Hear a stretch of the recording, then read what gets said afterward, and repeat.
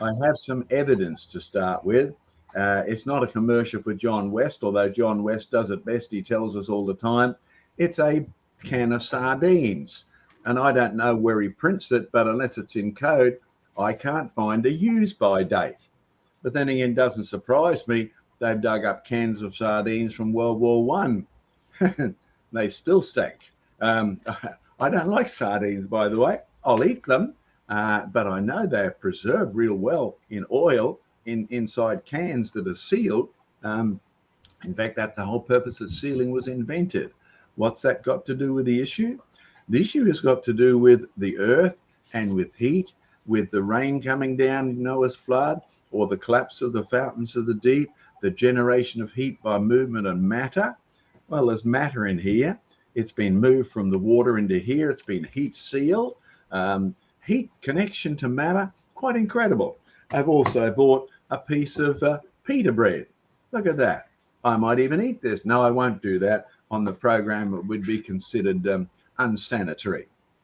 Okay, now swap me over to my slideshow there, Joe, please.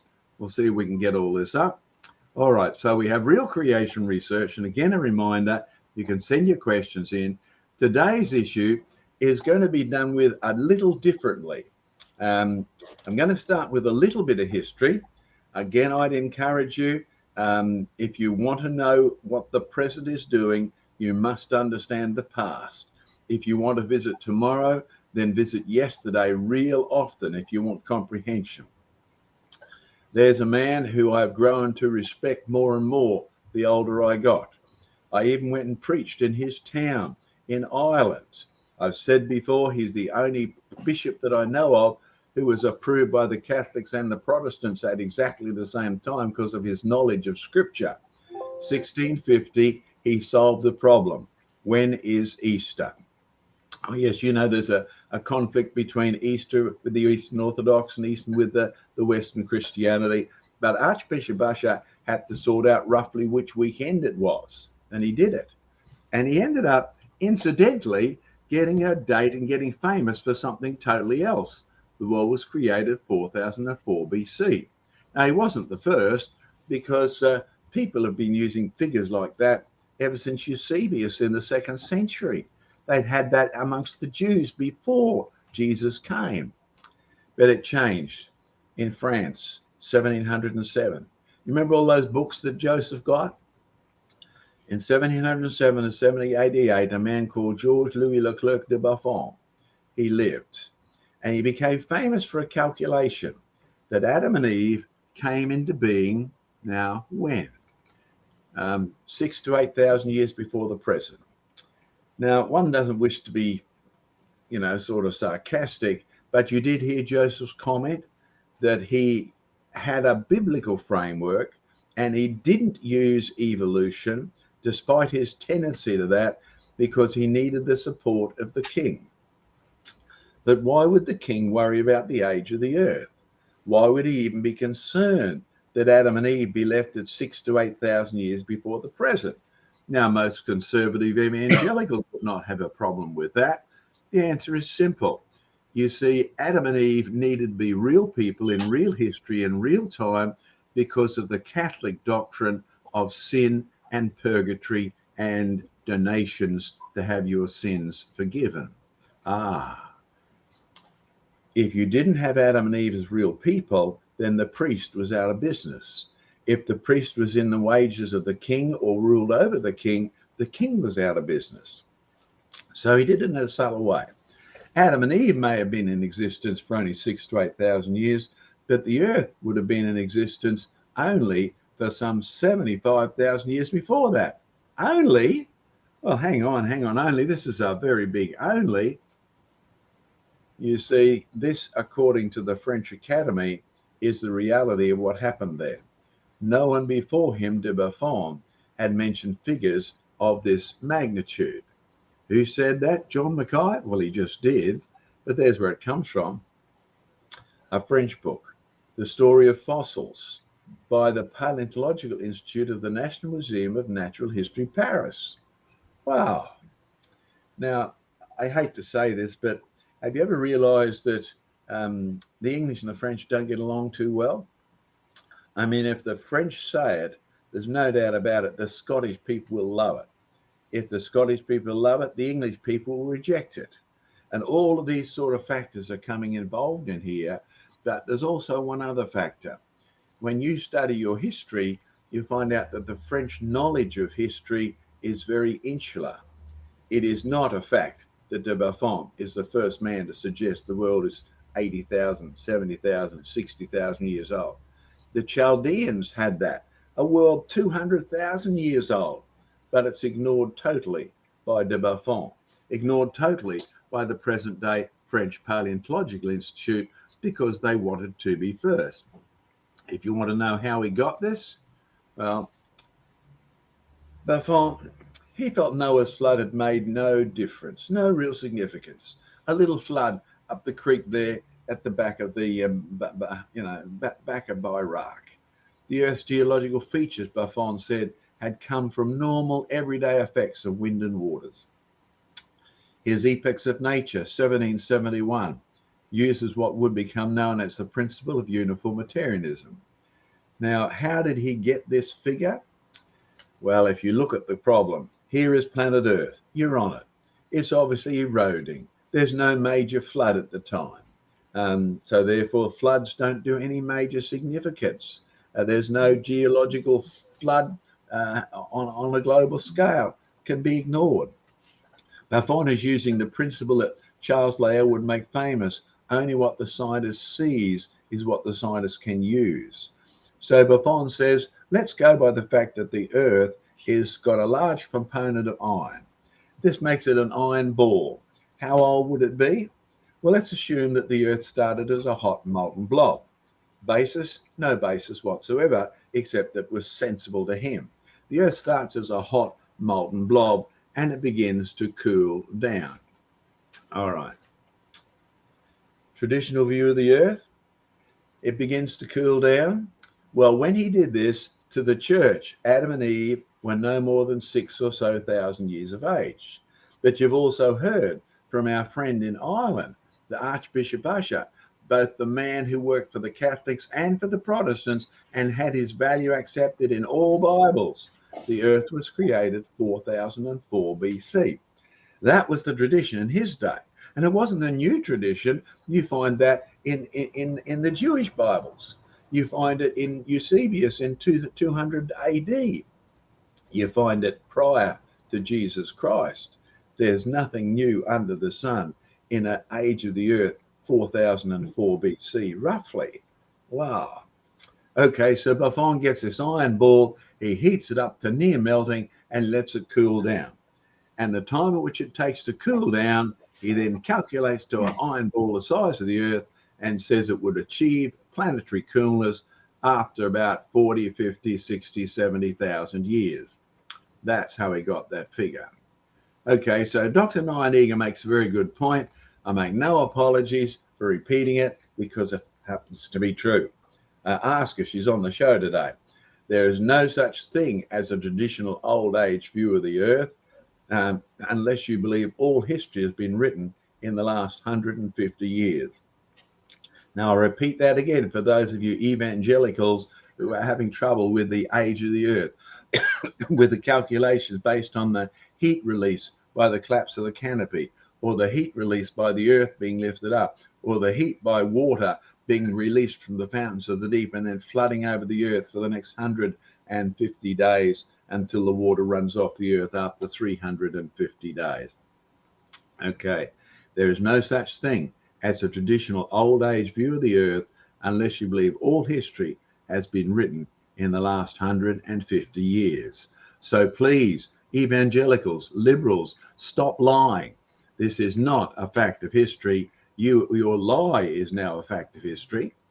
What about heat loss? Okay, now here's what I'm going to do that's a bit unusual.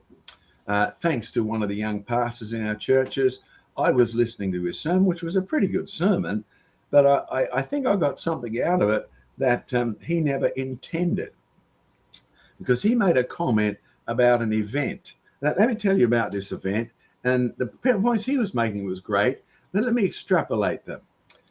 It's the story of the loaves and fishes and Jesus. Remember this? And when it was evening, Jesus' disciples came to him saying, "This is a desert place, and the time is now past." Now, desert place, not too hot, not too cold at this time of year. "And send the multitude away, that they may go to the village and buy themselves food."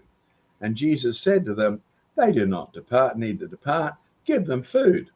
Now, at that point, the disciples would have been shocked because he told them to give them food. And they said to him, but we've only got here 5 loaves and 2 fishes. Didn't have much to eat at all. So Jesus said, "Bring them to me." You imagine the attitude in his voice that would have showed up. I wonder what would have happened if they would have believed him by faith and said, "Okay, round them up, we'll give you food." But Jesus said, "No, you can't do it. Bring it to me." And he commanded the multitude to sit down on the grass.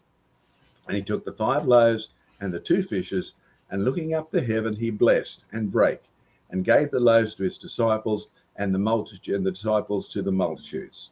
Now, I don't know, but every time I read this, I think of George Mueller. George Mueller, the guy who ran orphanages by faith, and he would often have no food in the house, and he had thousands of people sitting at the tables, and he would say, "Let us give thanks." And the most famous event ever is he gave thanks, and someone came inside and said, the bakery van has broken down outside. Come and help yourselves. Now, Jesus did it on an even bigger scale. There was a crowd there. How many of them? Well, you're about to find out. And they ate, and they were filled, the men, the women, and the children. And they took up all that remained, 12 baskets full, and those who had eaten were about 5,000 men, plus women and children. Yep, you're quite right. It was characteristic to count in the families of the men. The men were there with their wives and their kids. So there was at least 5,000 people. Probably by the time you add 1 woman and 2 children to each, and that would have been small. The Jews would have been like homeschoolers, 5 bus loads, and you've got a whole stadium full of people. Okay, so probably say 50,000 people. So Jesus has just turned 5 loaves of bread and 2 fishes into enough food to keep 50,000 people. All right, now we then looked at a second event that happened here. And of course, the emphasis that the young pastor made, and rightly so, is, isn't this miraculous? Isn't Jesus wonderful? Look what he's done. Now, I like my church for one reason. They insist that you study the scriptures. Now, there are many liberals who say, we believe the scriptures. But when you actually check what they read, they didn't see what was there at all, or they don't actually believe it. And when you ask me questions about the heat generated by the waters above being lifted up, or by the waters above collapsing, or by the water coming out of the earth, are you actually reading the scriptures, or are you not reading the scriptures? Let's test you. Straight away, Jesus got the disciples to get into a ship and to go before him to the other side. They're by the Sea of Galilee. And then he sent the multitudes away. And when he sent the multitudes away, he went up into a mountain to pray. And when the evening was come, he was there alone. But the ship was now in the middle of the sea. Now, the Sea of Galilee is about 12 kilometers or so across. So they've gone a fair way. But it said the sea was tossed with waves. Now, I don't know if you're a rowing man, but I've rowed all my life. I've rowed in still water, easy stuff. I've rowed in windy days, much harder stuff. I've rowed when the waves are sort of 2 meters tall. Yep, and you really need skill. You can do this, by the way, but the waves and the winds are your enemy, either because they're too fast, too tipsy, or they're going to stop you and send you backwards or fill you up and drown you. The wind was contrary. The wind was going backwards for them. And it was the 4th watch of the night. They'd been at this all night, by the way. The 4th watch is sort of between 3 and 6 a.m. in the morning. Getting dark. Jesus came to them walking on the sea. Now, Mark has the same story, and the rest is the same. So we just do the bits that are added. And when they saw him walking on the sea, they supposed it had been a spirit, and they cried out. Well, so would you. You'd freak out. I mean, here's the wind, the waves, the boat's all choppy and toppy, And here's this person walking calmly out on the water. And they all saw him when troubled. And immediately he talked with them, just as well, because they would have lost their brains if he hadn't calmed them down. And he said, "Be of good cheer, it's I, don't be afraid." And he went to them and the ship, and the wind ceased. And they were sore amazed in themselves beyond measure, and wondered, for they considered not the miracle of the loaves, for their heart was hardened. Now, do you realize most people read this story and all they talk about is Jesus walking on the water? Or they probably read the rest, but they didn't notice. The waves are all choppy. Jesus calms them down. Great stuff. They were sore amazed. Why were they sore amazed? The wind ceased. That they were so amazed, they wondered and said nothing. And look at the next bit. They had not considered the miracle of the loaves, for their heart was hardened. Now, this is not how you normally get answered a question concerning heat loss, heat gain, waters above, fountains of the deep, etc. That you see, what you're doing in your normal answers to those questions is saying, if there's this much water above and it's going to fall down this many kilometers, then it must generate this much energy because force equals mass by acceleration, etc., etc. This is going to hit something and releases an incredible amount of energy. The whole world will be shattered. But you see, when you look at this, there's a factor. The disciples had just witnessed the creation of matter. 50,000 people fed from 5 loaves and 2 fishes. At the very least, the creation of 45,000 loaves and an awful lot of fishes. I'll tell you what, incredible things happen. Oh, E equals MC squared. Have you bothered to do this? Or is your heart hardened because you haven't considered this miracle when you ask the question about heat? Let's continue on a bit. John chapter 6 has even more of the story. It was now even, it says. Evening was there. Disciples went into the ship. They went towards Capernaum. That's 13 kilometers away. It was dark. Jesus was there. The sea arose. Yes, we've covered all of that. They rowed about 5 and 20 or 30 furlongs. They were getting towards halfway. They saw Jesus walking on the sea, and quite naturally, they were afraid. And he said to them, "It's I, don't be afraid." You heard all of that.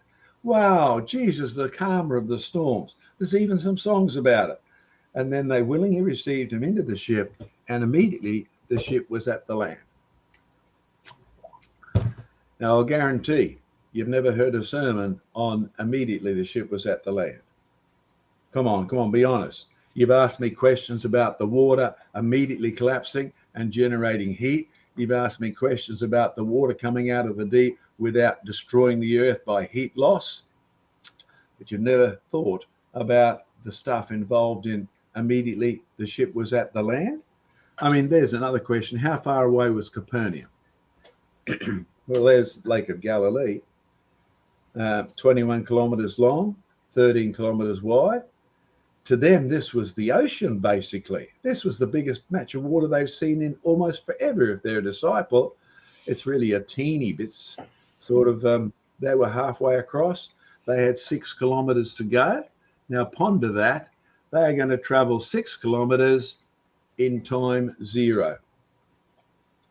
And like them, you have not considered the miracle of the loaves and the fishes, for their heart was hardened. Now, I actually got one of our nuclear guys. Yes, he's our qualified nuclear guy. We use him for radioactive detection equipment and all of that. I said, okay, I want you to calculate the amount of energy involved here, because you should have noticed already that no one reported at Capernaum, the temperature went up. Well, it should have, you see, because if you start from ground zero in the middle of the lake and you travel 6 kilometers instantly, how much energy is, how much force? Force equals mass times acceleration. Okay, now there's 13 big blokes in this boat. Allow each of them to weigh 90 kilos or whatever. Make it 50 if they're skinny Palestinians or Jews, rather. Sorry about that. You'll find that you still have an unbelievable amount of energy that's got to be generated. If you don't believe me, start with a bullet in the middle of the Sea of Galilee, put it in a rifle and shoot it. Now, as soon as it hits something at the edge of the lake, it's going to convert all of that energy into heat. Well, maybe not all of it. Some of it's going to tear you to pieces. So what you find is when you transfer something at an incredible rate, and what was the rate? The rate wasn't 4,000 kilometers a second. The rate was double. The rate was infinity. The amount of energy involved in here is at the nuclear level. You got it? And yet the temperature never went up one bit. You see, this is the Jesus who's doing this, who not only made the word that said, let the waters above fall down.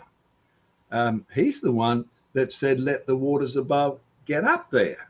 On the second day, he separated the waters below from the waters above. He'd done this sort of thing back in Genesis chapter 1, and nobody asked me how much heat would have been lost by doing this. Well, you see, if you can put it up there without heat loss, you can bring it down without heat gain.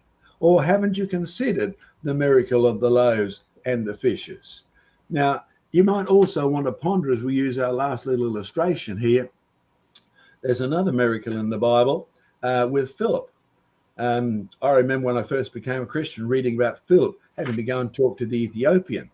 And then he had to get Holy Spirit Airlines back to his place where he was. 30 miles, 50 kilometers, instantly. Now, that's better than Qantas. It's better than American Airlines. Now, I'm going to put the main logo up again, our old one. Go to creationresearch.net and click Q&A. But Joseph, if you wouldn't mind putting the main screen up again. Because just like the disciples hadn't pondered the loaves and the fishes, many of you still haven't got the point. There's a bit of pita bread. Now, it's not the same as the sort of bread that you and I eat usually. We have ours all nice and fluffy. This has got no yeast in it. And the little boy had 5 loaves, probably smaller than this, and he had 2 fishes, probably sardines of some sort, maybe tilapia, some people say. Either way, they were tiny. And they were going to last this little kid all day. 5 loaves and 2 fishes. And the disciples knew it. Perhaps hardly anybody bought food with them that day. But this kid was obvious. He had some. And it wasn't that he said, oh, here, you have your little bit, you have your little bit. No, the disciples took his 5 loaves and 2 fishes. Jesus prayed and gave thanks over it. And all of a sudden, you have food for at least 50,000 people. E equals MC squared. I mean, think carefully. I make bread. I know that if I want to make an ordinary loaf of bread, I'll take a kilogram of flour and I add the milk, I add the water, I add the sugar, I add the yeast, and that will give me 2 ordinary pound loaves of flour. Turns into bread, by the way. And it's really yummy. But I have to add heat, I have to add matter. And if I eat that slowly, I get all the energy and the matter back. And it doesn't go to waste, it goes to mine.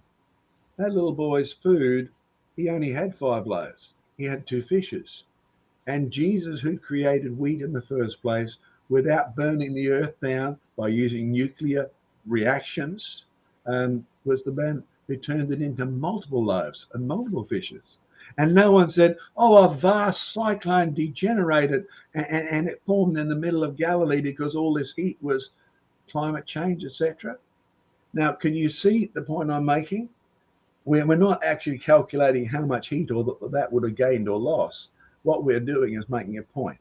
You're asking a question about an event that the Bible says Jesus poured into existence by the power of his word. He spoke, and the waters below separated into the waters above. He spoke, and the waters came down. He spoke, and the fountains of the deep opened up. He spoke, and 50,000 loaves and fishes appeared instantly without the slightest change in the environment. Now, if you want to see all the calculations, send me an email. I'm sure that Clem will be happy for me to share some of those things with you. But there's one simple point. If you want to speed up something like a boat instantly to travel 6 or 7 kilometers, you are talking an incredible amount of force. And unless you've got a way of removing that force, you've got a nuclear reaction due to come the minute you hit ground zero at the beach. So there's my challenge to you. Whenever you ask questions like this, think carefully. Are you actually taking into consideration who's doing this? Has he done this before without any heat alteration? Can he do it again without any heat loss or heat gain?